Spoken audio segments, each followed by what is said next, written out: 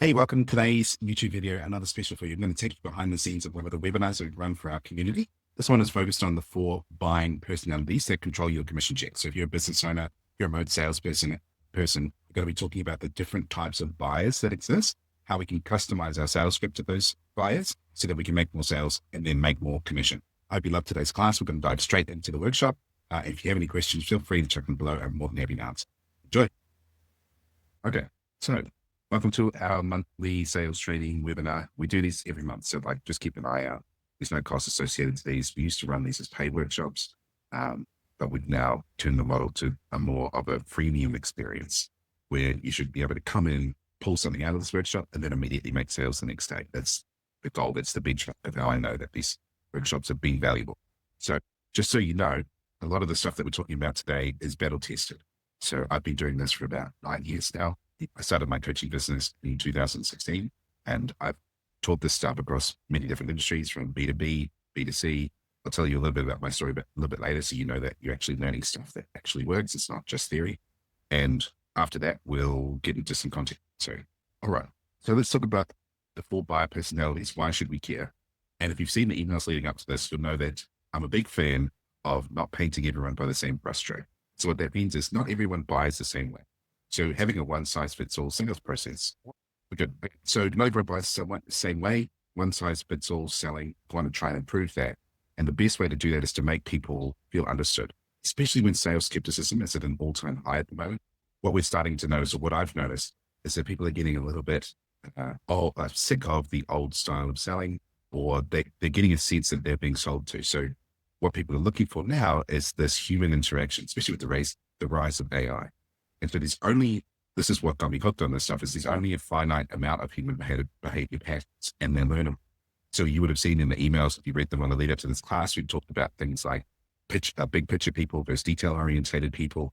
And when we know these things, it can help us adjust our sales process and give just the information that furthers the sale rather than things that hinder the sale. This is the art of understanding people. This is also understanding what actually makes this person tick. Most of these personalities have a core, what I call hot button, or a core hidden buying desire that matters more than everything else. And when we understand that, we're able to cater to that. We're able to prepare our offer around that idea to get them to feel compelled to want to take it. The next thing here is adapting our close to their decision-making style. So you might have seen we sort of tease the different decision-making styles as well, where people don't make decisions the same way. Some people need time, some people need proof, some people need outcomes or goals. And the next thing is understanding their preferred communication style. So some people are visual orientated, some people are feeling orientated, get into all of that. This will also help us see through smokescreen objections. So what that means is a smokescreen objection is when we don't necessarily know whether they've given us a true reason that they're objecting or it's just something surface. So when we get to know the personalities, we're able to actually know which ones require a little bit of encouragement versus which ones genuinely need time. Now, this won't just apply to sales. This will apply everywhere that you're communicating. So this might affect relationships, your leadership ability, just in general, chatting with other people. I was having a chat with someone. I was at a wedding in the weekend and we were laughing. He was the owner of a business, and the customer service team and the sales team often have clashes together because the sales team are very much outcomes, promising results, but the customer service team were very people orientated. This is what we can do. This is what we can't do. And that difference between outcome and sort of skepticism was causing a conflict where salespeople are very much like, how do we make it happen? And the customer service people were very like, but we can't do that. And it was causing tension. And we were explaining how understanding these differences of people will help them bridge that gap. So what is this stuff based on? So this is based on Carl Jung's work. If you don't know Carl Jung, he was a Swiss psychiatrist, laid the foundation for the groundwork of personality stuff in his book. You can read more on this if you want to. This is specifically for my detail-oriented people that want to know the past, the reputation, what it's based on. As you can tell by me, I'm not a massive detail-oriented person, but I put this here for you guys. We appreciate you. And then it evolved into Marston's emotions of normal people. We here identified 4 primary emotions that he believed corresponded into the 4 behavior types, which is the early work of what we begin to see here through DISC. And so in 1951, the development of the DISC system in the 1950s by Walter Clark, who was an industrial psychologist, created the first DISC assessment based on the Marston theories. And then it turned into, in 1994, extended DISC system. And so in 2016, I was trained and certified as an EDIS behavior profiler by a guy called Jester in Australia. And we'll get into the difference between personality profiling and behavior profiling in a moment. But it wasn't until about 2017 that I had this coffee shop moment where I was sitting down with a friend and I was explaining to her how much I loved this, like how much I loved adapting communication styles and reading people and understanding what made people tick. And I said to her, I said, there's got to be a really easy way to teach this, right? That you shouldn't have to stay and train, for 6 months just to notice all of these patterns to be able to do this effectively. Like there has to be a simpler way to do this.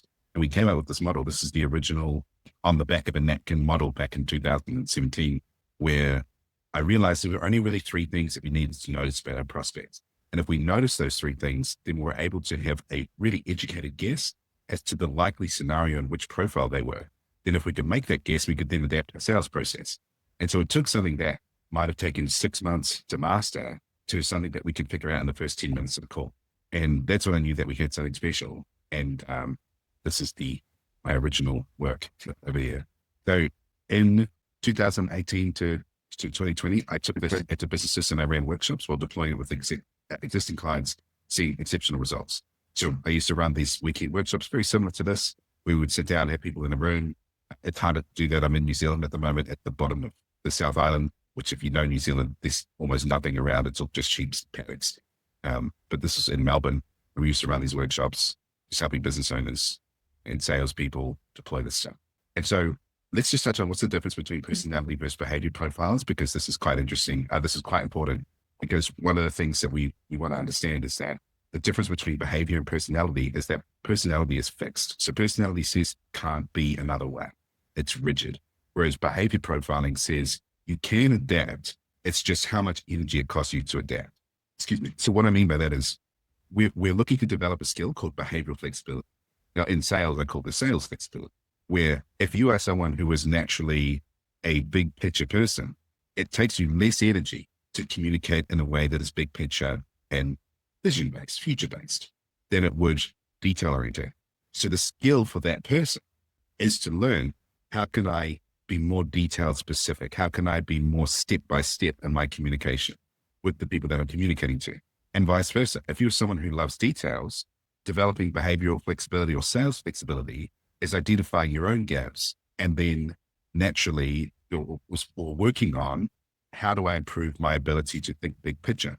And so this is the difference between personality and behavior. Is personality says I am fixed. Behavior says I can do it, but I need to practice. I need to polish that part.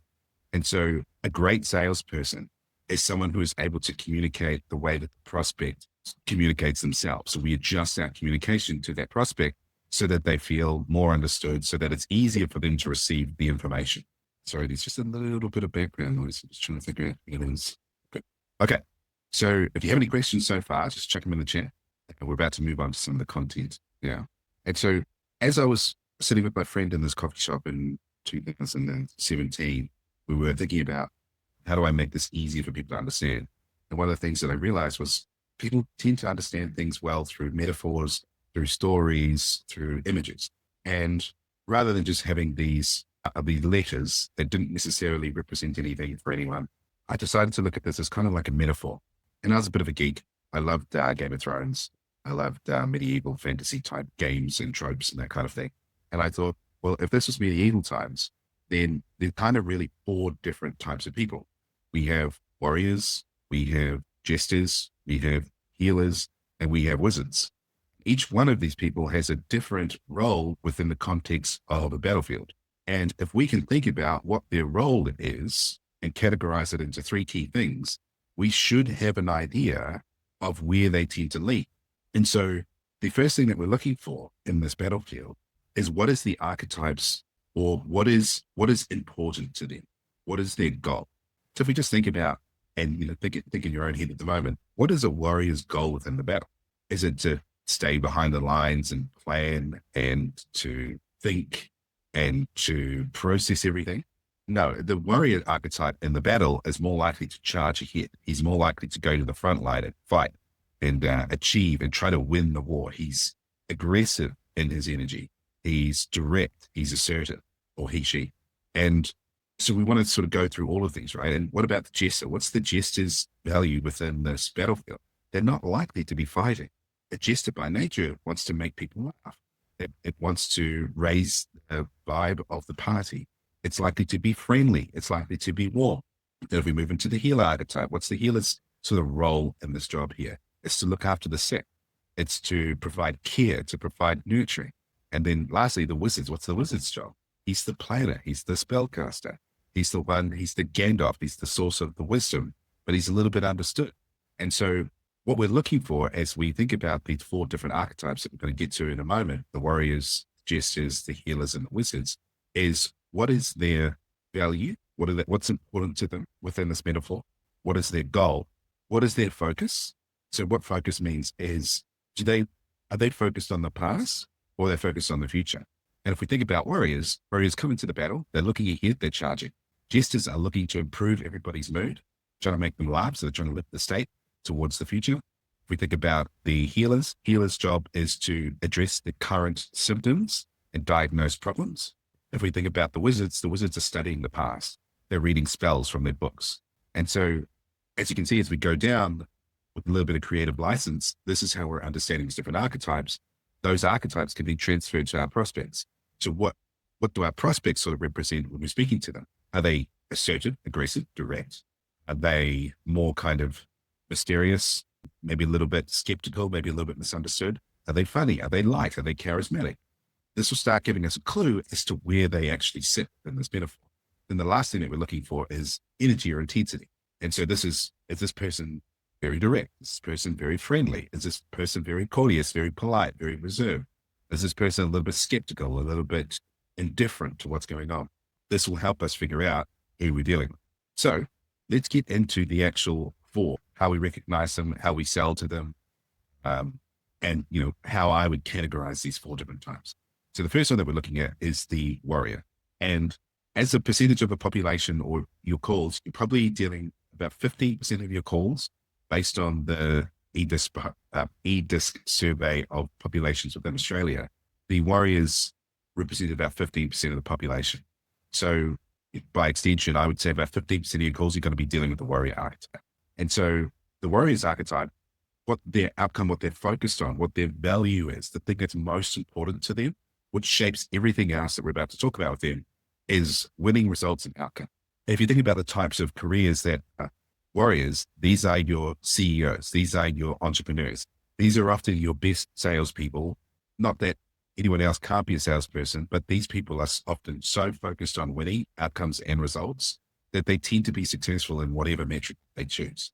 And so if we think about what is their focus, are these people focused on things that happened in the past or are they focused on things that happen in the future?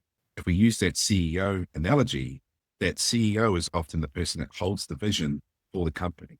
They're looking forward to create and to bring people with them.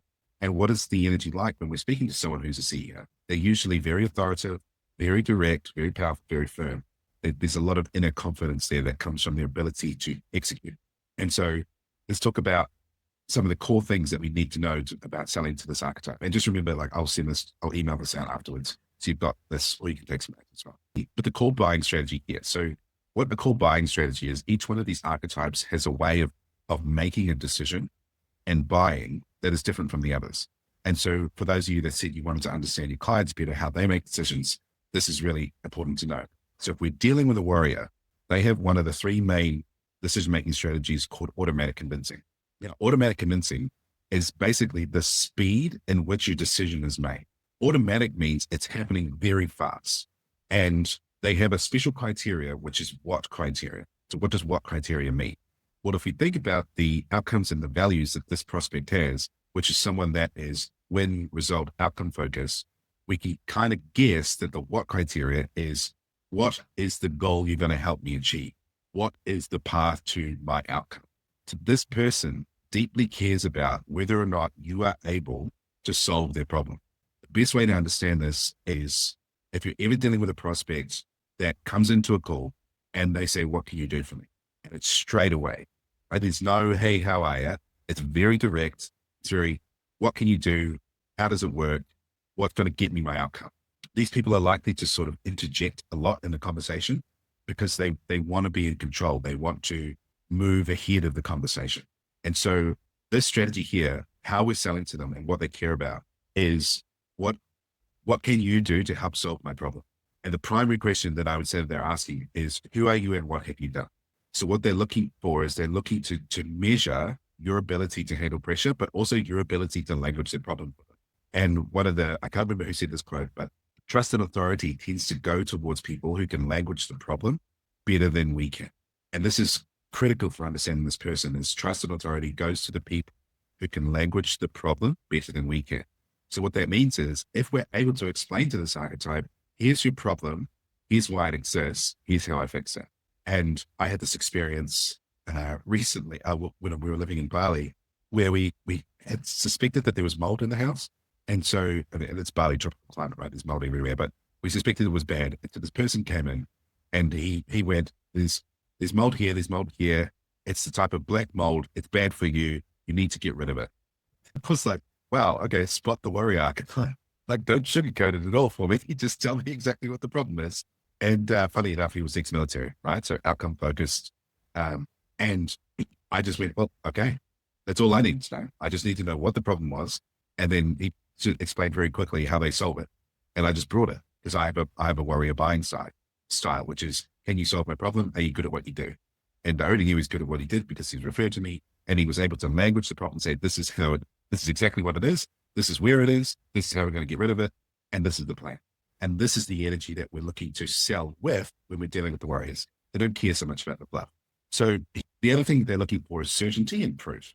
Proof as in, it's not super important, but they just want to know that you are good at what you do, that you're an expert, which can come from you being able to language the problem.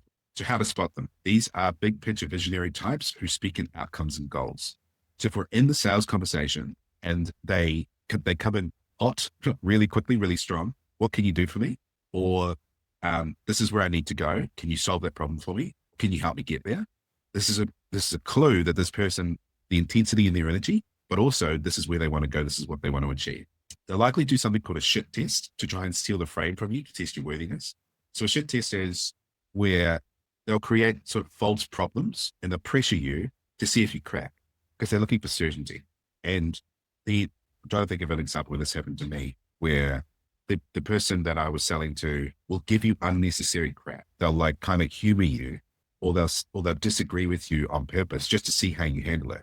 And if you're a smooth operator, you kind of win their trust. But if you kind of capitulate and you jump into this needy kind of defensive mode, they'll be like, nah, I knew I couldn't trust you. So these people are direct, fast-paced communication style. It's almost like a bullet point. So they would love communication like this. For these 4 bullet points, I read this, I read this, I read this. And if we have warriors in the class now, they'll be smiling. They'll be like, yeah, that's exactly how I process information.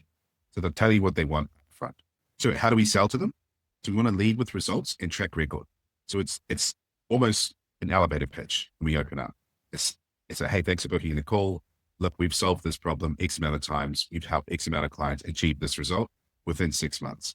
And so it's opening up with credibility and yeah, like a credibility statement so that they know that you can deliver. And then we want to keep it brief and big picture. So don't over explain, get into unnecessary details. What I would then do after that is I would then get them to tell us about what they're looking for. So the key thing with this archetype is imagining that it's like leading a bull through a china shop. We want to be confident and direct, but we don't want to get in the way. So we really want them to do a lot of the talking here because they will give us exactly what we need rather than us trying to dig for anything uncertain. So I would listen when I open up a conversation and I would just check in. I'd say, hey, this is what we do. Today we're looking to help you figure out how we get you to the place where you can make more sales. Tell me a little bit about what's going on. They come in hard with like short answers. I'm going to know, interesting. I'm dealing with like the warrior archetype. The funny thing is when you have application forms to your sales calls, you can see the warriors before you see everyone else because they just leave like 1-line answers. So what's your sales challenges? Closing, objections, consistency. Okay. But then if we talk about some of the archetypes, they'll give me full paragraphs of what's going on. So you can almost just tell by their writing style who you're dealing with before you jump onto the call. So yeah. So the other thing here with automatic convincers is because this decision-making strategy happens so fast, automatic means they are likely to act in accordance with the decision that they made on the day. So what that means is if they made a no decision which is, I'm not going to buy from you, or like, let's just push it down the road. They will act in accordance with that decision after that point. So what that means is the law of consistency and commitment from Cialdini kicks in, where they will act in accordance with the decision that they made. So if they made a no decision, that will be the decision that they'll follow. So what that means for us is we need them to commit to something that forwards the sale.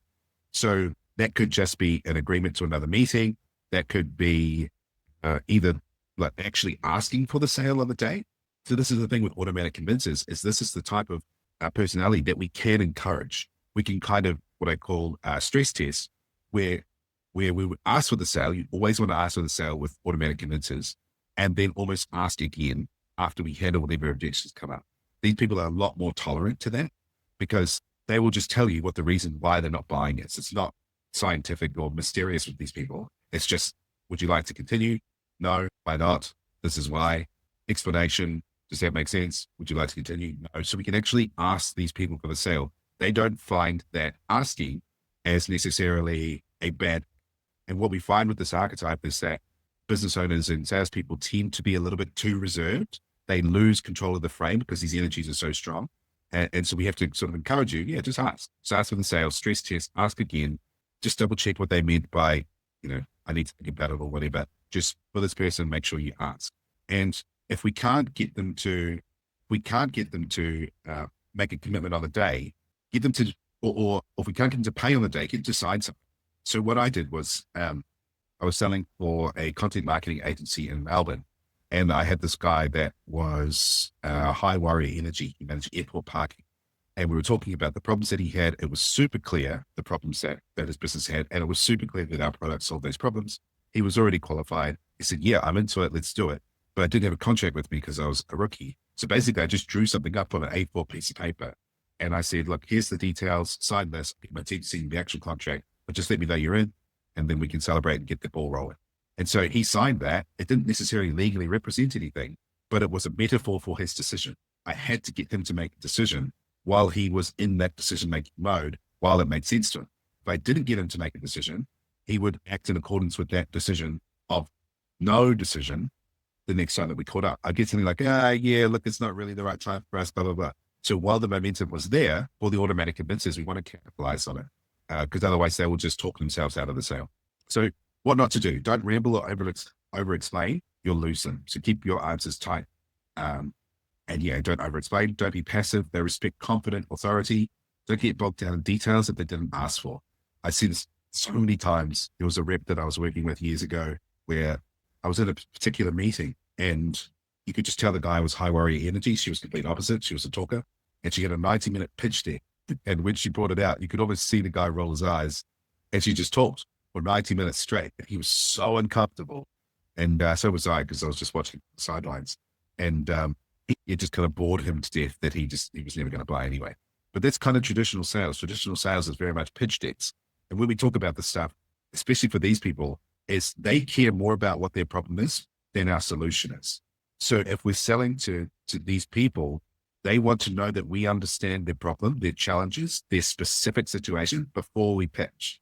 So that would be the one critical thing I would say here is before we get into our pitch decks, if you're using a pitch deck, which I don't love or recommend unless you have a very technical product, you want to understand what their actual problem is. What is their actual challenge? What is their actual goal before we get into that? That way you're more likely to keep them engaged than to bore them to death.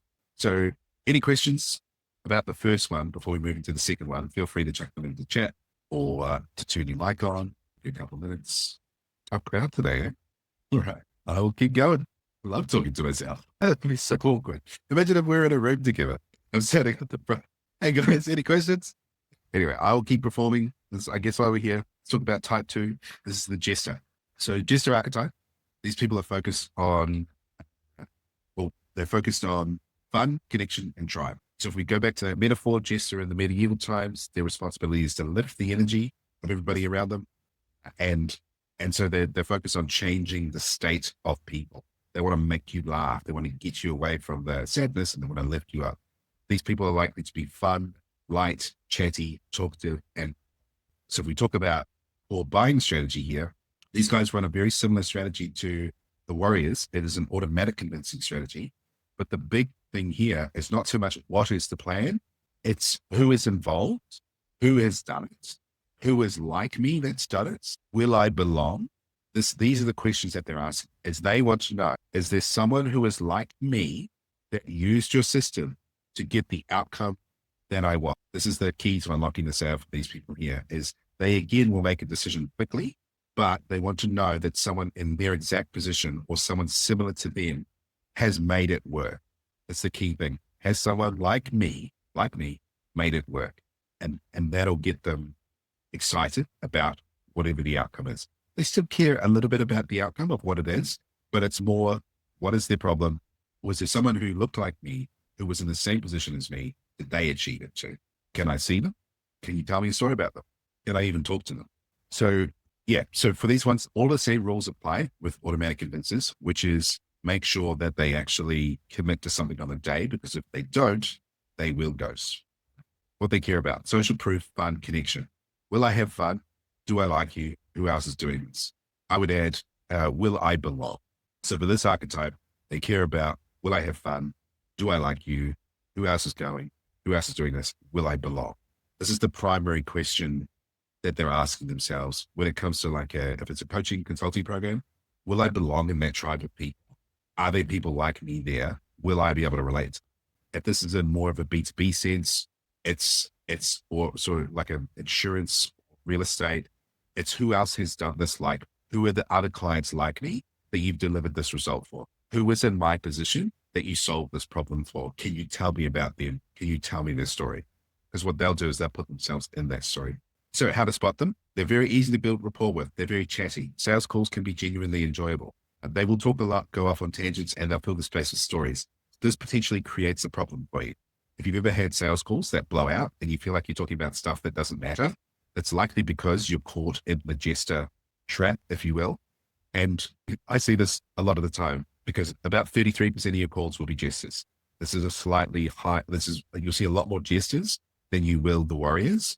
This is a lot more common, and which means that sales reps often are more Jester than they are anything else. And when you get two Jesters in the room, they just talk, but no sales happen because they mistake friendship for selling. And it's not the same thing. We're not trying to be their friends here. We still need to have a structured way to create a sale for these people. So they'll talk a lot, go off on tangents, and they'll fill the space of stories, which means you need to be comfortable asking them to pause when they're giving you irrelevant stuff. Otherwise, you'll end up on 90-minute sales calls, which sucks, right? It's really boring because you get to the end of 90 minutes, no sale was done. And you're like, what did I just do for 90 minutes? I just talked to someone and they said thanks and then left. So these people are likely to be high energy, expressive, and relationship focused. If we had a bunch of Jesters on the call, we would probably have more engagement because Jesters love to talk. So they turn the camera on, they turn the mic on, they'll be blah, blah, blah, blah, blah, which says to me that the room is full of the other archetypes at the moment. High energy, expressive, relationship focused. So talkative again. They care about people rather than details. They'll ask about community and who else is involved. How we sell to these people: build genuine connection. They buy from people that they like. I used to say that the key for these people is, do I like you and will I belong? It's the two things that they're trying to understand. David, this is so interesting. I can see them now very helpful. Do you know which archetype that you are? If you're Jester, if you resonate with Jester, I'll laugh. Been interacting. I'm definitely a warrior. Warrior. Awesome. Awesome. What industry are you in? I'm an executive coach. Oh, that's right. Yeah. I'm industry agnostic, but I'm seeing the Jesters now. Lots of coaches are Jesters. Jesters and healers. I mean, in terms of client prospects. Yeah. Lots of your prospects will be Jester healers. Most coaches are healers. I mean, which makes sense, right? You get into coaching because you want to help people. They're very people driven. So they either become Jesters or healers. We'll talk about healers in a moment. Very few of them are warriors, which is interesting because if you are a warrior, that's what they'll be buying from you subconsciously. They'll be buying that certainty, that direction, that leadership that they don't have, it's a really interesting meta pattern that probably beyond the scope of today, but it's just interesting to know that a lot of your prospect will be Jesters and healers, just naturally, like accountants are likely to be, and lawyers and IT are likely to be wizards. CEOs of companies are likely to be warriors. How to sell them: build genuine connection. They buy from people they like. Social proof, stories, and success from others. I ran a webinar a probably be the next one that we run, which would be about how to craft stories that overcome objections. So every salesperson, every business owner needs a couple of stories that are well crafted to help overcome objections. So if you don't have client success stories that are shaped in a way that can help overcome specific objections, then you want to build up a bank of these.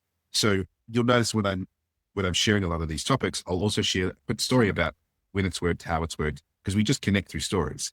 But in sales, stories can help shift belief systems, but they can also impart belief in the prospect that it is possible. iPhone Alex is heading off to bed from the Netherlands. It's 10:41. Thank you for staying up. Really appreciate it. Very interesting. What's the replay? Yeah, it'll be in your inbox. But just keep an eye on your email from me. Keep track of these ones gently. Don't be afraid to interrupt their rambles. They don't find it rude. They just talk to fill uncomfortable space. This is probably a bigger tip than I think is given credit for, because if we don't do this, then you're going to get stuck in talky land with no sale here. So let's give some examples of how we can do this. You can literally deploy this tomorrow. It's like, hey, can I just pause you there for a second? Or you can say, what did you mean by that? Or you can say, could you just say this part again? And so you can say it in a way that is like genuinely curious, but don't be afraid. I just say, hey, can I just pause you for a second? Can you tell me about this? Because the key thing to remember here is we are in a sales call. We're not in a friendship. And the mistake that I see a lot of business owners or coaches make is they mistake sales for coaching. What I mean by that is if you're a service provider, you often tend to give all the answers away rather than strategically asking questions about the gap and letting the lack of to do or the lack of implementation help facilitate that gap. Put simply, you don't want to give away the implementation on your sales call because that's what they're paying. You can, but typically what you get is people feeling at the end of the call, oh, I got it now. That's usually because you're consulting and you're coaching. You're not selling. So there's a difference between coaching and selling. Selling exposes what is the problem, who's involved in the problem, how does the problem work? Not, this is what we do to solve the problem. That's what they should be paying you for. And this is a mistake that I see a lot of coaches and business owners make, is they give away the house on the sales call and they go, why didn't they buy? Well, of course they didn't buy. They didn't have anything to buy because you gave it all away. So there's a delicate balance here.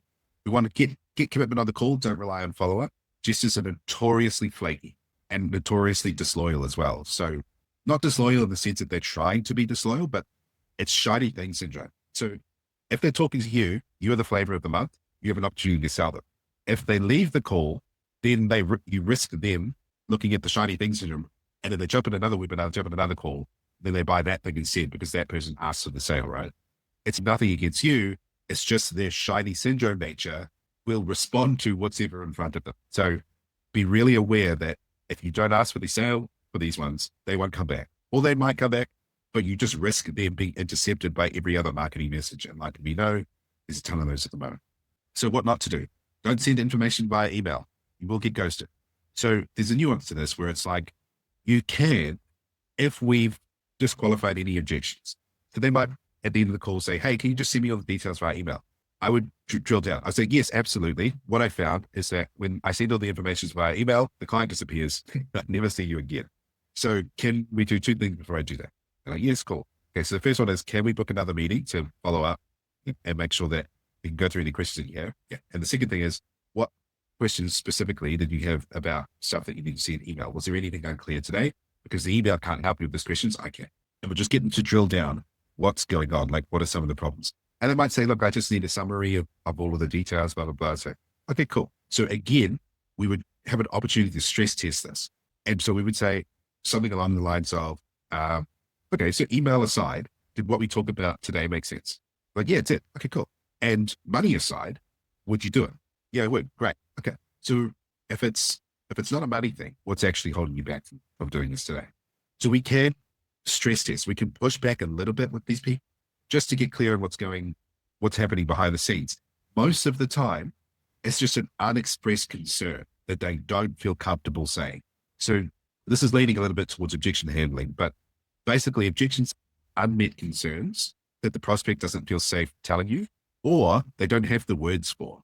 And so the most common ones are, I don't believe it'll work for me. I've been burned before. I don't trust you, or I don't understand your offer. Those are the primary, what I would say, objections that actually behind the send me the email or I need to think about it. It's usually, I don't believe that you can deliver, or I don't believe that I'll get the result because I'm a special snowflake, or there's something that I don't understand about your offer. So I'm just trying to create time here to reach that understanding.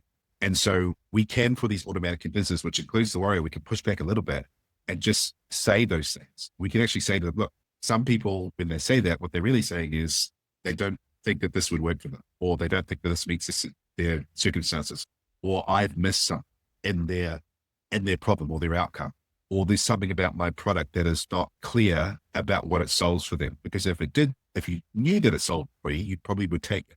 So what have I missed today? Or is there anything that you feel like I haven't answered that you want to ask before we move on? So we're just kind of, number one, understanding that most people want to buy, but they just don't want to offend you, which is why they don't say no, and that they don't express the unmet concern. So our job as salespeople is to make it safe for them to say, actually, I don't like your hat, so that's why I didn't buy. Like, okay, cool, fair enough. I don't like my hat either. So it's stress testing.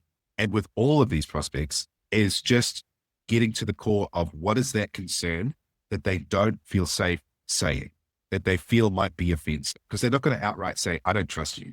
They're going to say, I need to think about it. They're not going to say your offer is unclear. They're going to say, I need you to email me the details. So at the core of this behavior is understanding that people are trying to be nice.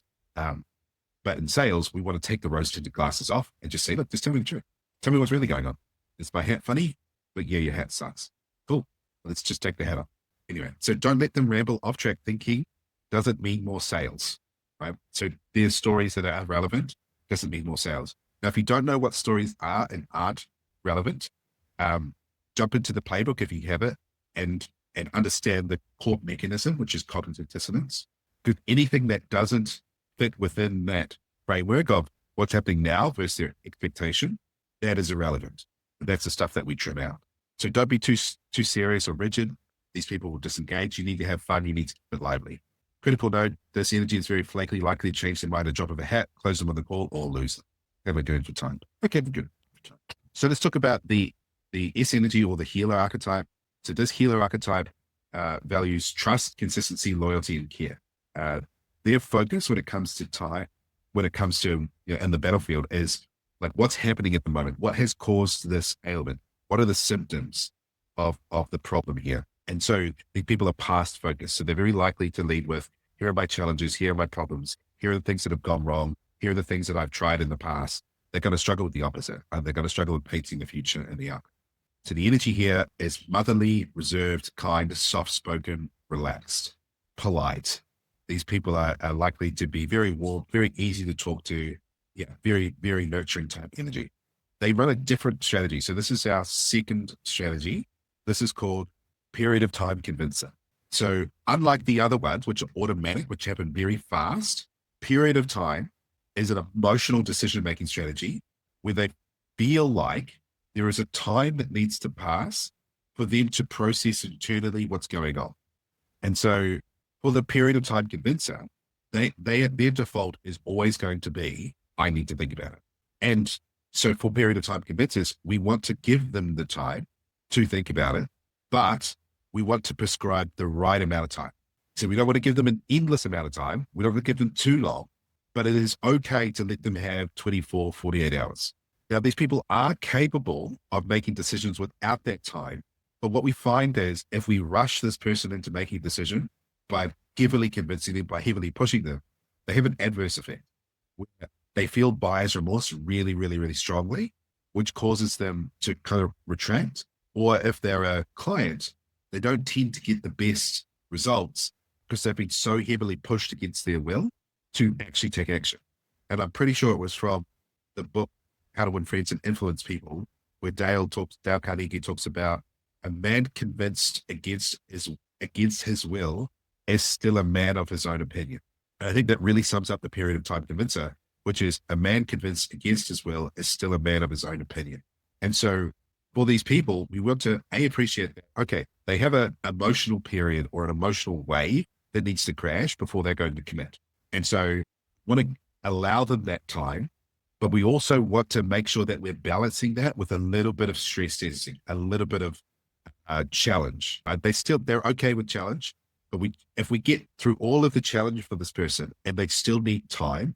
So let's say at the end of the call, let's say I need to think about it. And we handle I need to think about it by saying something along the lines of, yeah, fantastic. I totally understand that. Can you tell me a little bit more about what was unclear about today? And we go through those categories, right? Is there a part of them that doesn't believe us? Is there a part of them that's worried that they can't achieve this because they failed in the past? Is there a part of them that believes that they've been burnt out and so they don't want to burn, they've been burned before and they don't want to be burned again? Is there a part of them that doesn't believe the offer, right? We want to go through all of those hidden objections, which are actually part of the other workshop I'll probably run in January. We want to make sure that we tested all of those, right? All of the hidden objections that they don't feel comfortable saying. And if we get through all of that and they still say, I need some time, then give them time. Give them 24, 48 hours to say along the lines of, hey, look, I totally appreciate that. Thank you for expressing all your concerns. I was just going through checking, make sure there's nothing underneath the surface. How about we catch up in a couple of days? Let's book another meeting in and we'll chat then. That can be totally acceptable for this archetype, right? Because this person, it's like selling to your grandmother, but they will do what they say. They're not likely to act against something that they said. So if they say, I'll catch up with you in 2 days, they're very much likely going to show up to that call. They're not likely to ghost you unless there is a hidden objection that they didn't feel comfortable say. So what these people care about is trust, safety, and reliability. Can I trust you? Will you take care of me? Am I going to be safe with you? Another one I would add here is your company reputable? Do you have a good reputation? These people care about tradition and they need a lot of encouragement. Excuse me. So how to spot them? These people are slow to warm up. They're thoughtful, careful with decisions. So when you open up the call and you're speaking with them, this person is not going to jump into, hey man, how you doing? These are my problems and this is what's going on. That's more of a Jester energy. They're not going to jump to, hey, I just need to know what you do because I'm experiencing this problem. I just want to know whether or not you can help me solve it. That's more of the warrior energy. This person is likely to go, oh, thanks for asking. Yeah, the reason why I booked the call was, this is what I'm struggling with. You'll notice in their tone that they are slower, more thoughtful, more careful with their words. They're very emotional, empathetic. They'll ask questions about support, process, what happens if things go wrong. Remember, these people have a past bias. So they're worried about worst case scenario. They're more skeptical than they are optimistic. So they'll be looking at the worst case. What is the worst case? What happens if it doesn't work? What's your guarantee, etc. They may seem hesitant and need reassurance. How to sell them? Build deep trust through patience and genuine care. Slow your pace. So my old mentor used to describe the tone for selling as warm chocolate. You don't want to sound like an espresso, which to give clear direction towards goal setting and outcomes, they need encouragement. So what that means is because these people are going to they're going to gravitate towards all the challenges, all the problems, all the things that have gone wrong in the past. They're not naturally great at imagining the future and believing the future is possible.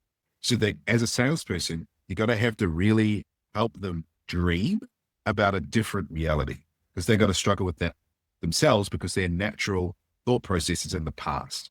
This applies to all of the energies. The first two that we talked about are future oriented. So they're going to be really good at talking about their dreams, the outcomes, and where they want to go, but they will struggle with all of the consequences of not taking action. So opportunity cost. And what's really interesting about this is depending on your profile, if you're a warrior, if you're etc., your sales calls will have a bias. So if you're a warrior and a jester, you'll be really good at selling to people who think about outcomes in future, but you will struggle with the people who focus on the past and the problems because it doesn't naturally come to you. And so one of the things that I've seen just double conversion rates overnight is for a salesperson to recognize, how do I sell?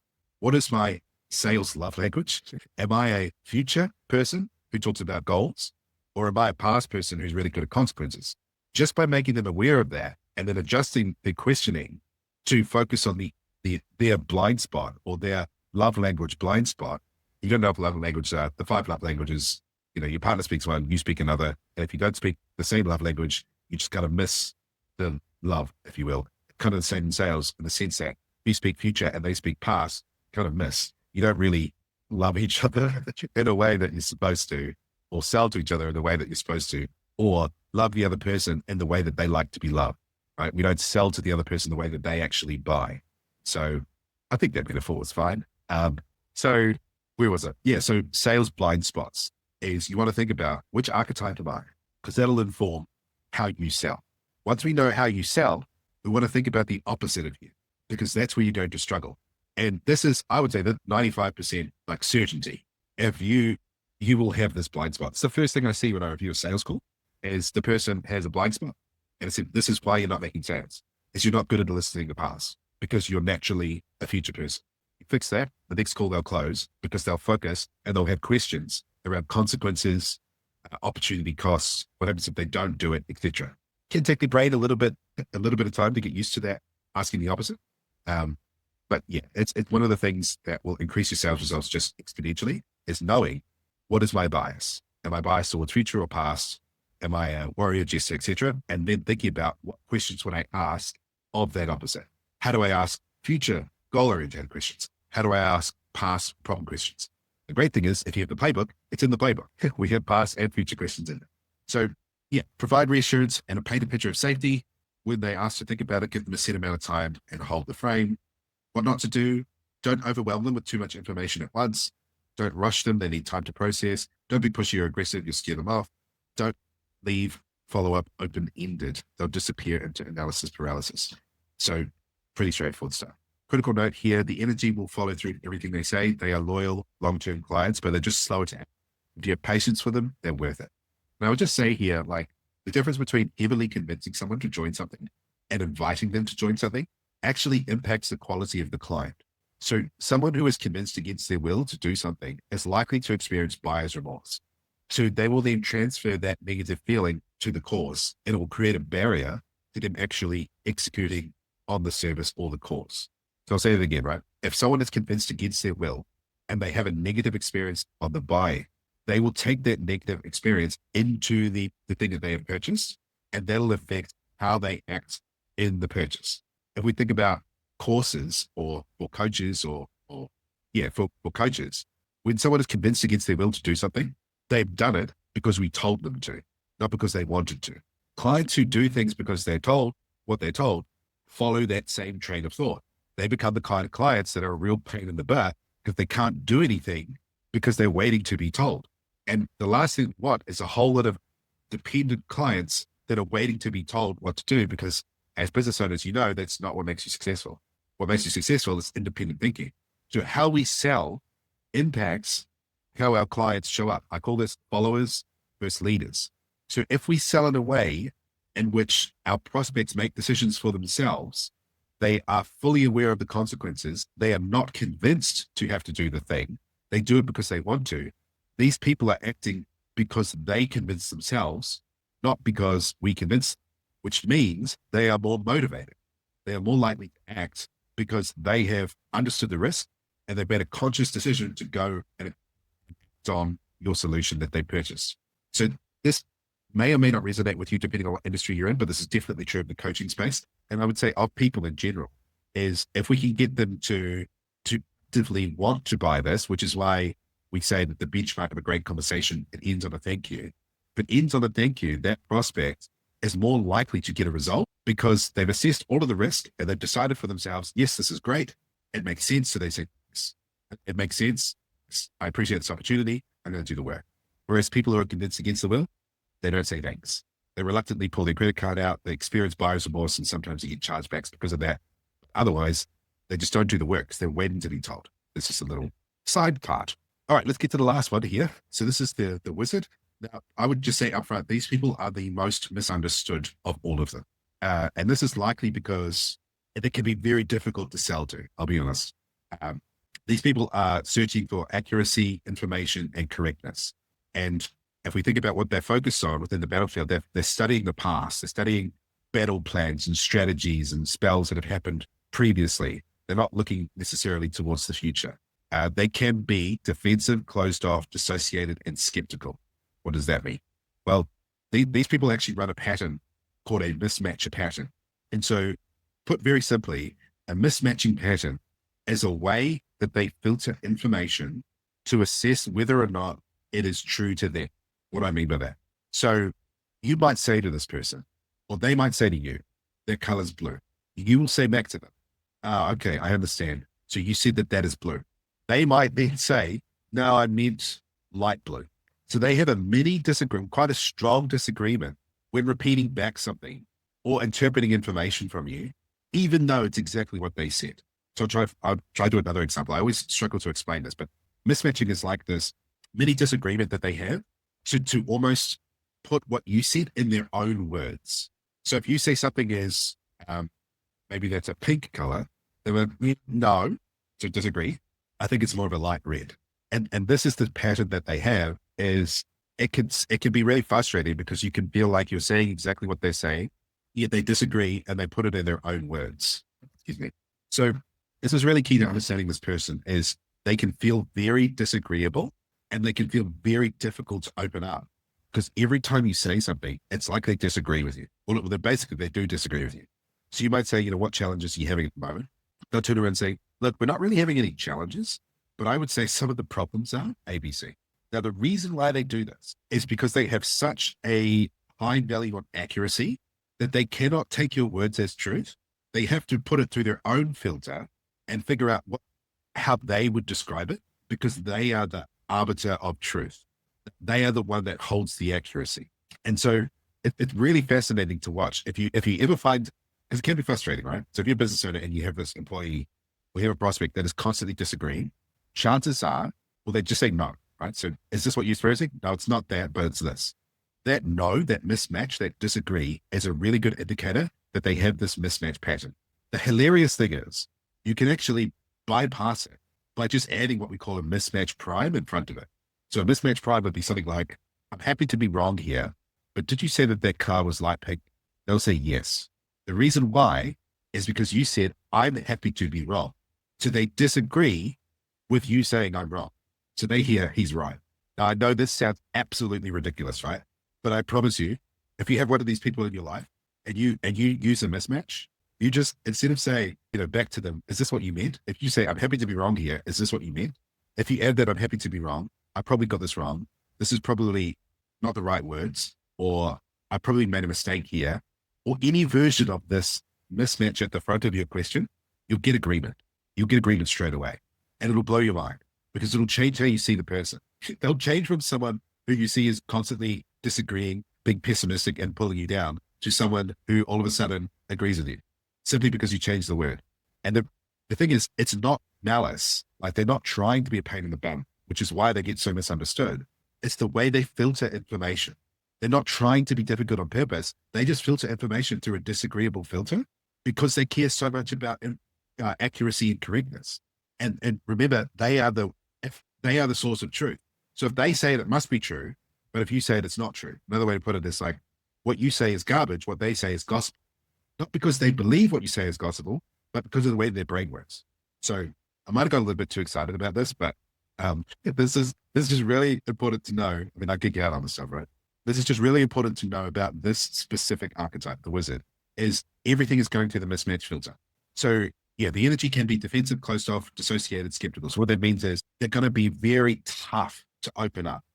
So you want to lower your expectation around what rapport means for this one, because chances are, because of the decision-making strategy that they're running, which is called multiple time convincer, which I'll explain, is they're going to be talking to lots of different people.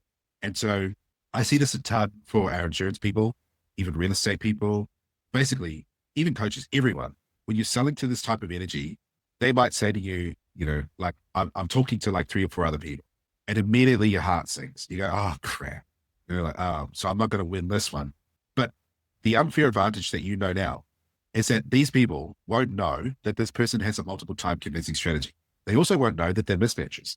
And so what everyone does, because they are so used to it, is they write this person off completely as someone who is not going to make a decision, which is just ultimately not true. Like this person will make a decision. They just take longer to make a decision. And most people are not patient enough. So instead of seeing this, I'm chatting to multiple people as a bad thing, what you can know is you can have an unfair advantage here. Whereas if you just know that this person's talking to 3 other people and they're going to get multiple quotes, they're not going to make a decision on the day, they're going to take a couple of meetings. If you know that in advance and you facilitate it, they'll end up buying from because you're the only person of all of the other people who actually catered to their buying strategy. So this is another thing I teach my sales reps is like this represents, so the healer represents 33% and this one represents about 15% as well. So it's the same as the warrior. Is there are just sales to be made, low-hanging fruit sales in these wizard archetypes because no one else really sells to them in the way that they want to buy. Everyone writes them off as difficult or non-qualified or just window shopping. I've had people, there's 12 months she checked me out. So she originally got referred by a friend and she followed me for 12 months. By the time she got to the call, she had no questions. She just bought straight away. But her decision started 12 months ago. It wasn't on the call. And if I had I initially reached out to her maybe 4 months before she brought because she messaged me and said, I'd like to book a call. I messaged her, got her the link, but she never booked it. And then 4 months later, she booked it. And so she was clearly still going through her multiple decision-making phases before she became a client. And so your unfair advantage here, where there are just sales waiting to be made just by understanding people, is when you get these ones that say, oh, look, I'm talking to like 4 other people, get excited, right? Because you get excited because I promise you, those other people, they won't cater to the buying cycle, the buying style. What will happen is they will go, okay, this person's not serious, right? It's going to be quotes from all these people. I won't follow up. You will be blown away at how many reps do not follow up because this person said, I'm speaking to 3 other people. They don't even send the follow-up email. Like it actually, from a buying experience as a wizard, it's incredibly frustrating because people just don't respect your strategy and they just don't give you what you need to make a decision. You find the one person that does, that caters to you, you're incredibly loyal to them. You'll stay through the whole process with them. You'll follow up. They might take a little bit longer, but the thing is, because that to come to that decision is so difficult for them, they will not change their mind easily. So they're harder to win, but they stay the longest. Because in order for them to change, they have to go through the whole rigmarole of like signing up with someone else again. So as you can tell, I'm very passionate about my wizard buyers. Like say, for example, if we use sales training and let's say this person has joined 6 months ago, bought the Playbook. They will probably watch 2 or 3 YouTube videos. They will watch a couple of podcasts. They'll maybe even jump on a couple of webinars. Shoot, this could even be the webinar that you're on, right? And these are 3 separate decision-making events before they buy. And then something will click and they'll go, now my decision-making process is complete. I'm going to buy. So it'd be so funny if that person's on the call, right? So cool. What do they care about? Logic, data, and details. Does this make sense? What's the process? Can you prove it works? So this person is, if they're going to read an instruction manual, they're going to read every single step of the instruction manual. And versus the warrior, who is just going to look at the picture and go, I'll give it a go. They're not going to care about all the details. The healer is also going to read every instruction, and the jester's not. They're just going to have a crack. It's because this person cares about correctness. So how to spot them? These people are detail-orientated, analytical. They ask a lot of questions. They want to know the how and the why behind everything.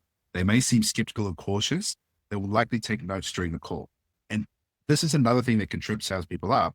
It's because these people are so methodical in their understanding of what is going on that they can mistake that for difficult clients. These people are not difficult. They need to know every single step. And so if you can take anything from this call, you can actually pick up a lot of these sales just by understanding, okay, well, where I thought this client was difficult, maybe they're just a wizard. So if I then change the filter of how I see this person as to someone that I just need to answer questions for, and they will make their own decision, then I create an unfair advantage against everyone else because no one else will do that. Everyone else thinks that you need to buy or die. So if you actually cater to them, I used to even say, as soon as I recognize a wizard, I would say something straight up and I'd say, hey, look, I understand that. Probably speaking to another couple of people, like you said. So I just want you to know there's absolutely no pressure to make a decision today. Even next time we catch up, there's no pressure to make a decision.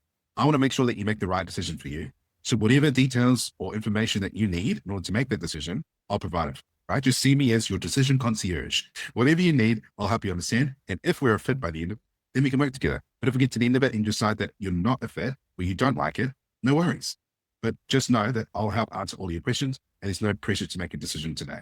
Now, if you're a wizard and you just heard that, you'd be like, is this happen? Where did I stumble into? And it'd be funny if you were on the call. But this is how I would actually treat them. I would actually say that. Now, the irony of by saying we're not going to sell to you today is they mismatch it. So they go, well, what if I did want to buy? But that's not the intent. The intent is genuinely to say, let's just answer all your questions. And I recognize that you're talking to 3 other people and I know that they won't do it. Other salespeople won't do it. So my best strategy to win the sale is to become the decision concierge. What do you need in order to make the the decision today or future. Okay, how to sell to them, provide clear, logical explanations with data and proof, be prepared to answer questions thoroughly. Don't be afraid to have like a one-pager follow-up for these people. Make sure you still book those follow-up meetings. So they'll probably say something along the lines of, hey, can you send me it all via email? Send me all the details that we talked about today. These would be the people that would be the exception to the rule that I would say, yes, you can send it to these people, because if we recognize that they are this archetype, they're going to be talking to you again and again and again. So to help make the decision, walk them through the process step by step, share case study stats, concrete evidence, give them information to review, but set clear follow-up times. So make sure you're still getting your second meeting. Just say, look, I'm going to send all of this through to you. Is it all right if we have a catch up, have another meeting, say a week from now? Will that give you enough time to walk through all of this? And then we can talk next steps after that if you think it's appropriate. So what not to do, don't skip over details. They need them to feel confident. Don't use overly emotional appeals. These people are very analytical, very logical. They want to see the numbers. You can include a little bit of emotion, but don't focus on that. Don't be vague. They'll lose trust. So what that means is if you can't give a direct answer for these people, similar to the warriors, if you're not confident and authoritative in your answer, they will develop distrust. So don't rush the explanation. They need time to process. We talk about this in our psychology at closing class, where it's have a very clear structure of how you pitch. So basically, after we built the discovery and we've done reverse selling, which is what you need from us in order to make this happen, reverse qualification, why now, why me? You go through the whole process, you build momentum. Then we get permission to pitch. Is it cool if I share with you how this works? You want a very succinct how this works.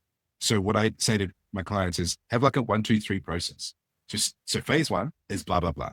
And in my case, like if we think about sales training, so phase 1 is diagnose. We need to listen to your calls. We need to review your scripts. We need to see all of the things that are going on. So in phase 2, we can train. And basically training is we want to upskill you based on the gaps that we've seen. We need to improve your close ratio, improve your tone, improve your objections, improve your reading of people, improve your language, whatever. Then the third phase, so phase 3, is optimize. So once we've taken that, we need to make it consistent over the long term. And so 3 clear phases so that they can understand. The brain doesn't process more than 7 large chunks of information anyway. So they just need to know what are the 3 steps to the process. Anything extra you can put in an email, but this applies to everybody, right? And if you're pitching your service, don't get into all of the super granular detail. What are the 3 steps or the 3 phases that clients go through to get that result? If you're in coaching, it might be like, okay, so we need to assess what's going on. We need to build the mindset, then we need to execute on the task. If it's insurance, it could be something like we need to assess your current assets, or we need to assess your current situation. We then need to build the right process, and then we need to third step, whatever it is. I don't sell insurance. So that's just a bonus to 3-phase process. Critical note, they will do their research, be honest, thorough, and back up your claims once convinced they are committed. And I just have a quick guide here, which I'll include for you guys. So I would say the last thing here is you naturally sell best to people who match your energy. The skill is in learning to adapt to the other 3 types. That's where the hidden sales are.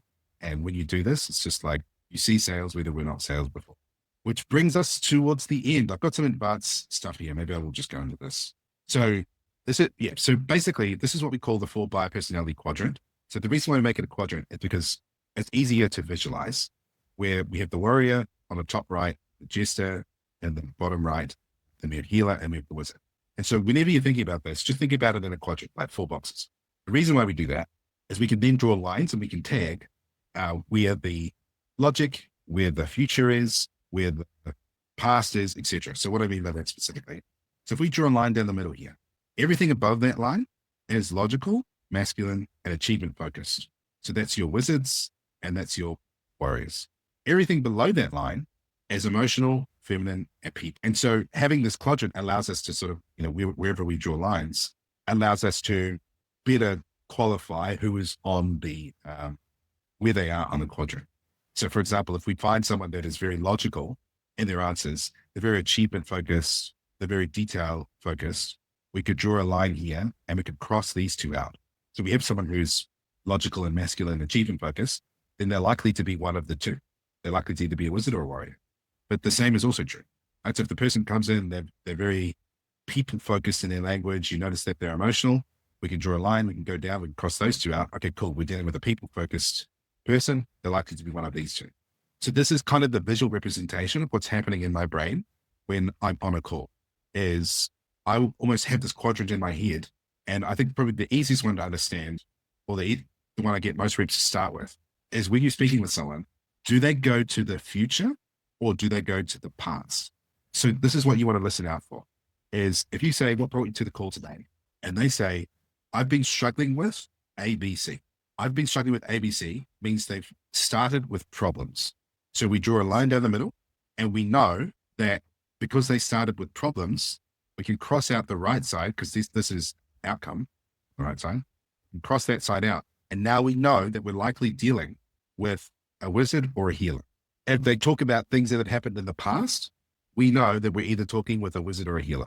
But then the inverse is also true, where if they come in and straight away, they start telling you about, I want to get to here. I want to achieve this. I want to do that. I want to do this. Then they've started with outcomes.